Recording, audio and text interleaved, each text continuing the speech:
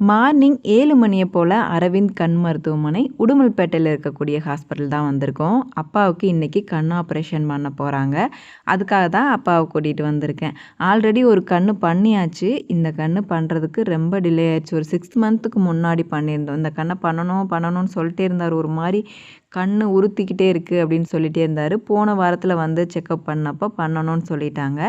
அப்புறம் இன்னைக்கு டேட் கொடுத்துருந்தாங்களா, மார்னிங்கே வந்தாச்சு. வந்து செக்கப்லாம் பண்ணிவிட்டு ஐ ட்ராப் விட்டுருந்தாங்க அப்பாவுக்கு. கொஞ்சம் நேரம் வெயிட் பண்ண சொன்னாங்க. ஃபீஸ் எல்லாம் பே பண்ணிவிட்டு அப்படியே சாப்பிட்டுட்டு ஆப்ரேஷனுக்கு போயிடலாம் அப்படின்னு சொல்லிட்டு அப்பாவை கூட்டிகிட்டு பக்கத்தில் இருக்க மெஸ்ஸுக்கு வந்தோம். இட்லி அப்பாவுக்கு வாங்கி கொடுத்தேன். எனக்கும் இட்லி வாங்கி சாப்பிட்டுட்டு கொஞ்சம் நேரம் வெயிட் பண்ண சொல்லியிருந்தாங்க. அதனால் வெளியிலேயே கொஞ்சம் நேரம் உட்காந்துருந்தேன். அப்பாவை உள்ளே கூட்டிகிட்டு போயிட்டாங்களா, என்ன பண்ணுறதுனே தெரில. ரொம்ப நேரம் வெயிட் பண்ணிகிட்டு இருந்தேன். என்ன பண்ணுறாங்க எது பண்ணுறாங்க எந்த டீட்டெயிலுமே இல்லை.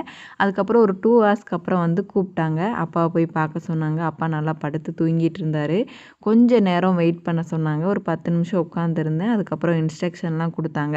எப்படிலாம் மருந்து கொடுக்கணும், என்னென்ன பண்ணணும் அப்படின்னு சொல்லிட்டு ஃபாலோ பண்ணிக்கங்கன்னு சொன்னாங்க. அதெல்லாம் கேட்டுட்டு அப்பாவை கூட்டிகிட்டு அப்படியே வீட்டுக்கு கிளம்பியாச்சு. அங்கே எல்லாம் ஸ்டே பண்ண விட மாட்டாங்க.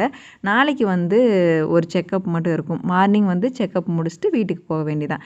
இன்றைக்கி டே எங்களுக்கு இப்படி தான் போச்சு. இந்த வீடியோ பிடிச்சிருந்தா லைக் அண்ட் சப்ஸ்கிரைப் பண்ணிக்கோங்க. அடுத்த வீடியோ மீட் பண்ணுறேன். பாய்.